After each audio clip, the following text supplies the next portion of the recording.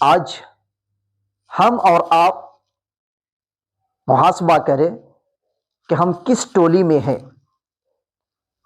کوشش کریں کہ کسی نہ کسی ٹولی میں ہم پڑ جائے تاکہ کل قیامت کے دن ہم اللہ کے عرش کے سائے میں ہوں. دعا کریں کہ اللہ رب العزت ہمیں اخلاص کے ساتھ کہنے، آپ کو اخلاص کے ساتھ سننے کی توفیق عطا فرمائے اور ان باتوں پر عمل کرنے کی توفیق عطا فرمائے. حدیث میں آیا میرے بھائی، سبعۃ یظلھم اللہ تعالی فی ظلہ یوم لا ظل الا ظلہ، کہ 7 آدمی ایسے ہوں گے جس کو اللہ تبارک و تعالی کل قیامت کے دن عرش کا سایہ نصیب فرمائے گا.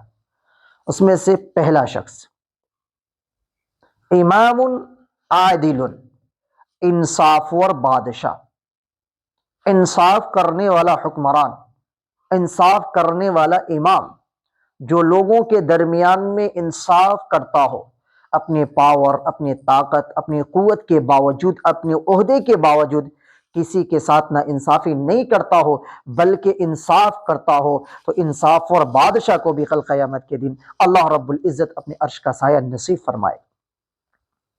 میرے بھائیو، یہ درجہ ہم بھی حاصل کر سکتے ہیں. کیسے؟ کیونکہ ہم یہ سمجھتے ہیں کہ ہم تو بادشاہ ہے نہیں، ہم پرائم منسٹر تو ہے نہیں، پھر ہم کیسے یہ درجہ حاصل کر سکتے ہیں؟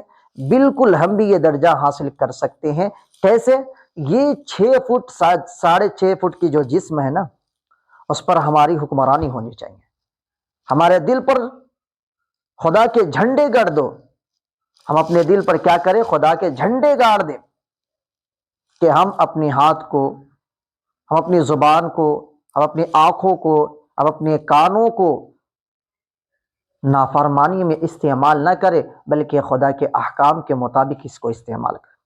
لیکن افسوس کہ آج یہ 6 فٹ کی جسم بھی ہمارے کنٹرول میں نہیں ہے، بلکہ ہم جسم کے کنٹرول میں ہیں کہ ہاتھ جہاں چلے وہیں ہم جاتے ہیں، زبان جہاں چلے وہیں چلاتے ہم، آنکھ جہاں جائے وہیں چل دیتے ہم. نہیں میرے بھائی، ہمیں اپنے جسم پر حکمرانی ہونی چاہیے، تب جا کر کے ہم بھی اس درجے کو حاصل کر سکتے ہیں.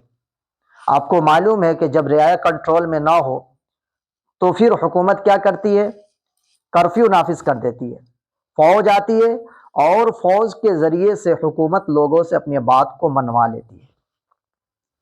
تو ہم اپنے جسم کے اوپر کرفیو کیوں نہیں نافذ کرتے؟ دل کی قوت ارادی سے دل پر ہم اپنے کرفیو کیوں نہیں نافذ کرتے؟